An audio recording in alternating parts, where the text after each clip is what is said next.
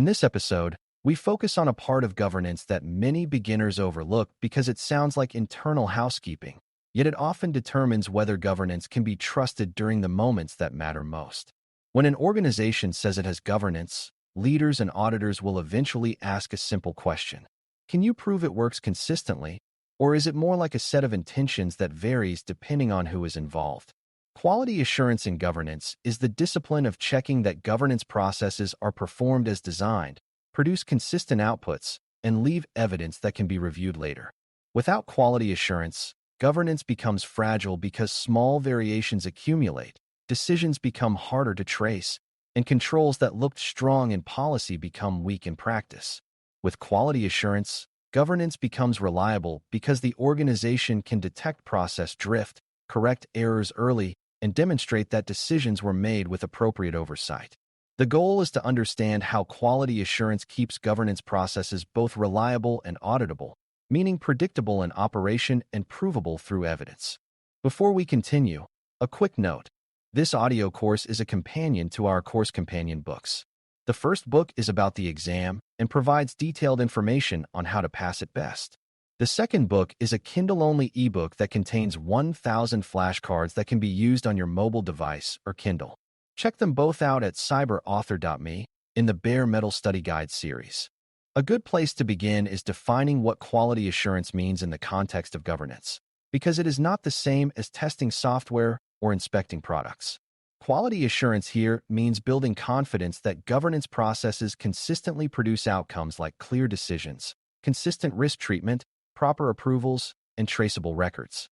Governance processes include portfolio prioritization, architecture review, risk assessment, change approval, lifecycle management, vendor oversight, and information governance decisions, and each process can fail in subtle ways.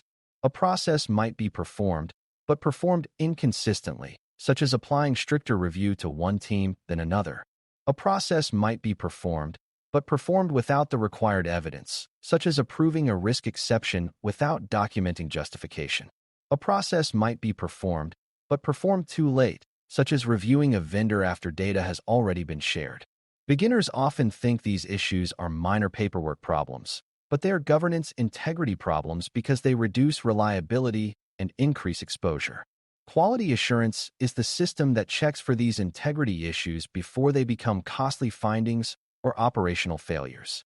When quality assurance is embedded, governance becomes an operating discipline rather than a set of meetings. Reliability in governance processes means that if you run the same type of decision through the process at different times, with different participants, you still get decisions that follow the same logic and produce comparable evidence. This matters because inconsistency is one of the quickest ways to destroy trust, since people begin to believe governance is political rather than principled. Reliability also matters because inconsistent processes create risk drift, where controls are applied unevenly and exposures accumulate in the corners that were not reviewed carefully.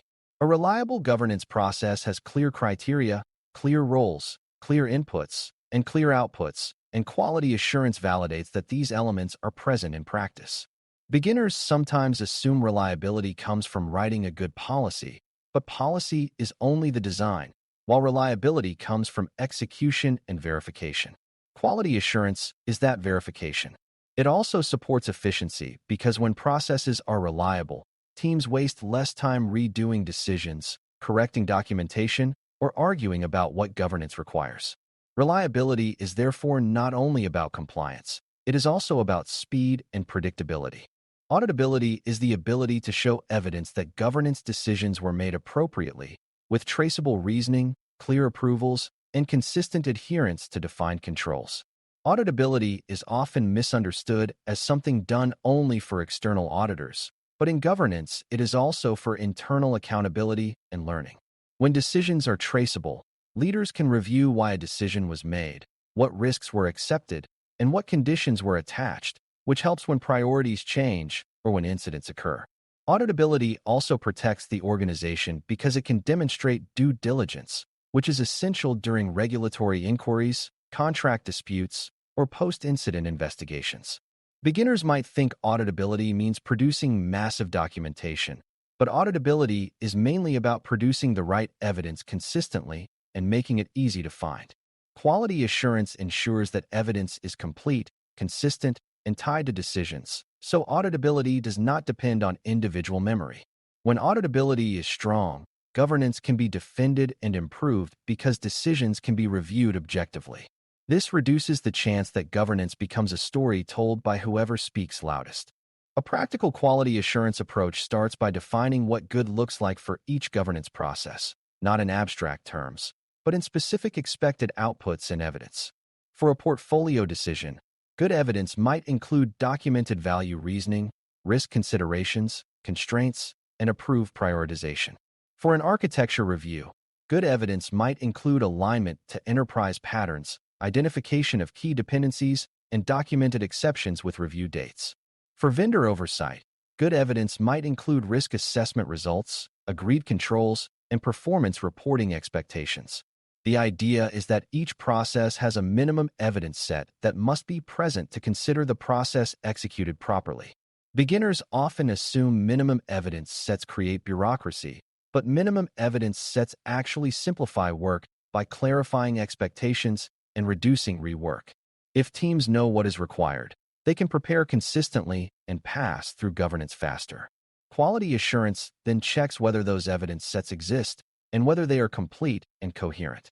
Over time, this creates a culture where evidence is part of normal governance work rather than something assembled under pressure. Quality assurance also focuses on process adherence, which is whether steps are being followed as designed, but it must do so intelligently to avoid encouraging mindless box checking. The goal is not to force people to perform rituals, but to ensure critical risk-reducing steps are consistently executed.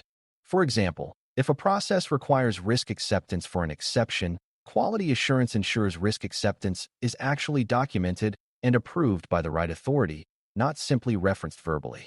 If a process requires review cadence, quality assurance ensures reviews happen on schedule and that actions from reviews are tracked. Beginners can misunderstand adherence as rigidity, but adherence is about protecting the enterprise from predictable failure modes, such as approving changes without understanding impact. Quality assurance should therefore prioritize the steps that protect outcomes, and it should be willing to recommend process improvements when steps are consistently impractical. When quality assurance is mature, it becomes a learning mechanism that keeps governance processes realistic and effective, not a policing mechanism that forces impossible rules. This balance is essential because governance fails when people bypass it, and bypassing often occurs when processes are not usable. Consistency checks are another core element, because governance reliability depends on consistent application of criteria across teams and over time.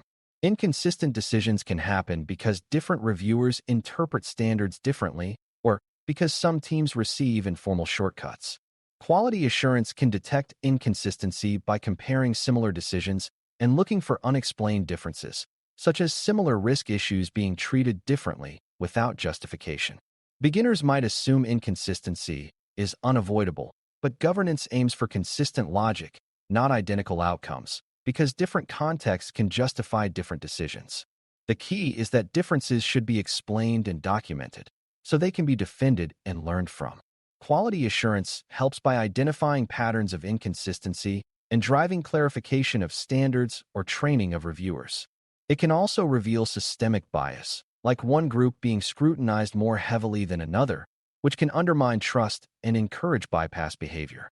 When consistency improves, governance becomes more predictable, and predictability encourages engagement because teams know what to expect. This is how quality assurance supports speed as well as control. Another important quality assurance practice is ensuring that governance processes are integrated, because gaps between processes often create hidden failures. For example, procurement governance might approve a vendor without ensuring architecture alignment, or architecture governance might approve a system without ensuring lifecycle support plans, or change governance might approve a release without ensuring information governance controls are in place. Each process may look fine in isolation, yet the enterprise still accumulates risk because controls were not connected. Quality assurance can check not only within process execution but also cross-process handoffs, ensuring that decisions include references to required dependencies and that responsibilities are clear. Beginners sometimes assume governance is a set of separate committees, but governance is a system, and system reliability depends on the connections. Quality assurance that checks connections helps prevent the common issue where an initiative passes one gate but fails later because another gate was not engaged appropriately. It also supports auditability because cross-process traceability shows that governance was comprehensive, not fragmented. When handoffs are reliable, governance becomes smoother because fewer surprises occur later. This is one of the most practical ways quality assurance reduces rework. Evidence quality is another concern because auditability depends not just on the existence of documents, but on whether the evidence is meaningful and coherent. Evidence should be clear, complete, and consistent with the decision, and it should reflect actual reasoning rather than vague statements. For example, documenting that a risk was considered is weaker than documenting what risk was considered, why it was accepted or mitigated, and what follow-up actions are required. Beginners might think this is excessive, but evidence that lacks substance is often worse than no evidence because it creates a false impression of control. Quality assurance reviews evidence for clarity and sufficiency, ensuring that an auditor or an executive can understand what happened without requiring personal explanation. It also checks that evidence is stored consistently and can be retrieved, because evidence that cannot be found is effectively non-existent during an audit. Governance can support this by using standardized templates and consistent repositories, which reduces variation and retrieval time. When evidence quality is high, the organization spends less time scrambling during audits and more time improving operations. Evidence quality is therefore an efficiency control as well as a compliance control.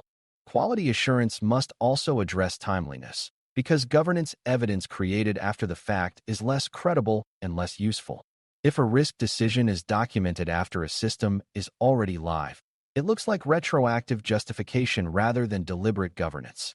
If a review occurs after an incident, it may still be useful for improvement, but it does not prove the enterprise was controlling risk proactively. Beginners can underestimate how strongly timing affects trust, but in governance, proactive decisions are the proof of control. Quality assurance checks that reviews and approvals occur at the right time in the life cycle, such as before major changes, before data sharing, and before system onboarding. It also checks that follow-up actions occur on schedule, because delayed follow-up is a form of drift that undermines reliability. Timeliness also matters for process performance because late governance creates friction and makes teams resent governance. When quality assurance identifies timing problems, governance can adjust processes to be earlier and more integrated, improving both compliance and speed. This is how quality assurance drives maturation rather than merely identifying defects. Another essential element is corrective action management, because quality assurance without follow-through becomes an awareness exercise rather than a control. When quality assurance identifies gaps, the organization must decide what to correct, who will correct it, and when it will be corrected, and it must track whether correction actually occurred. This is similar to any improvement process, where discovering issues is only the first step. Beginners often assume quality assurance is a periodic audit, but mature quality assurance is a cycle that includes review, findings, remediation, and validation. Corrective actions should be prioritized based on risk and impact, because not every defect is equally dangerous. The organization should also distinguish between individual errors and systemic issues, because systemic issues require process redesign, training, or tooling improvements rather than simply telling people to be more careful. When corrective action management is consistent, governance becomes more reliable over time because mistakes are not repeated. It also increases auditability because auditors can see a pattern of continuous improvement and evidence of remediation. This strengthens trust in governance as a living system. Quality assurance should also include training and calibration for the people who perform governance processes, because the quality of governance depends heavily on reviewer judgment. If reviewers interpret standards differently, inconsistency grows, and if reviewers are not trained to document reasoning well, evidence quality declines. Calibration means ensuring that reviewers share the same understanding of criteria, thresholds, and decision logic, and it often involves periodic review of sample decisions to align interpretation. Beginners might assume governance is objective, but many governance decisions involve judgment, such as balancing risk and value under constraints, so shared judgment norms matter. Quality assurance can support calibration by identifying where reviewers diverge and by driving clarifications to standards. Training can also address common documentation weaknesses, such as failing to record conditions attached to approvals or failing to record follow-up actions. When reviewers are calibrated, governance becomes faster because fewer decisions are debated and fewer re-reviews are needed. It also becomes more auditable because reasoning is consistently captured. Calibration is therefore a core quality assurance activity, not an optional improvement.